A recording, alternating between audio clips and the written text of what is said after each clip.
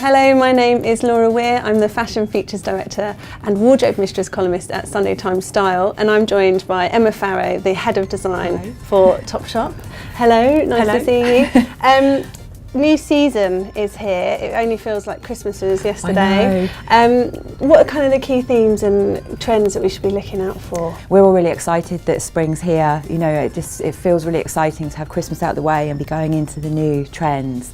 For us, we're looking at, we think military is going to be quite important. It was a bit of a surprise thing, I think, for early on in the season. So, and khaki as well, as a, you know, more traditionally a winter colour, but you know, it feels really, really key. And like tropicals with sports, and then stripes and like girly. You know, we've got a girly trend called felt tip kisses, which is more, you know, like cute casual sweats and prom skirts. How did you get to where you are? Well, it's really weird how I don't know how I made the transition into the fashion world, because when I was studying textiles, I had to work 3 days a week to, you know, afford to be in London. So I worked in Jigsaw menswear, but I also worked in Joseph in Brompton Cross, and that was my first. When I first came into contact with beautiful clothes, you know, like designers. That was the place, wasn't it? It was the place. Time, it was kind of totally was the place. It. It was when, you know, the Prada sports shoe was massive, and you know, the diffusion line, and then Marni came about, and it was just amazing. And I guess then I started to look at clothes and be really interested in clothes, and I just thought, well, you know, maybe that's more of a path for me. And it was kind of like living the high life a little bit, you know, because it was just like Jürgen Teller was doing the shoots. I remember those lookbooks. Yeah, David Bradshaw was styling, you know, and I came into contact with all this, you know, real fashion, like high fashion, and I guess I didn't really look back. Are there any kind of other muses that you looked at for this season? Who are the muses for spring 14? Well, we have a lot, I guess, because we're always looking at the different, you know, the different kinds of customer that we have. Kirsten Stewart, Dakota Fanning, Alexa is always in there, you know, and then there's a bit of Olivia Palermo as well, because she's that, you know, she does polished very well. She does polished, you know, and that girly, maybe a bit more of an office girl. Yeah. Unique. What's that like backstage during the show? What goes on? It's quite crazy. Yeah. It's really exciting though as well, but it is, I always get a bit, the adrenaline starts coming, I think, involuntarily, you know.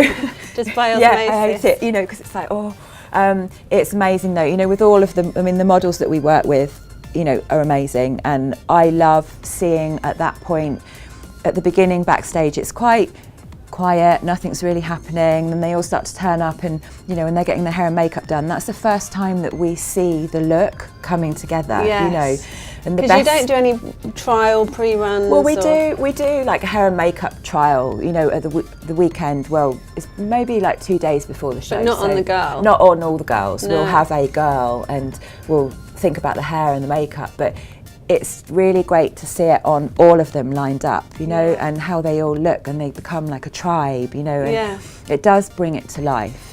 How important is New Gen for young designers? You've got 7 on the lineup this season, including Ryan Lowe, you've got Marcus Almeida. Tell me a bit about, you know, what they're planning. Well, I think looking at like young designers like Marcus Almeida, for me, I've been interested in them, you know, right from the beginning, from their journey, because they really, really stood out as something a bit special and unique, and they were doing something completely different. They've always stayed true to themselves and their style, and it's been quite interesting, like looking at them and their journey, just how amazing they are and how relevant they are now. So I'm really, really excited about, you know, the fact that they're going to be with New Gen. And how important is New Gen generally for those designers out there?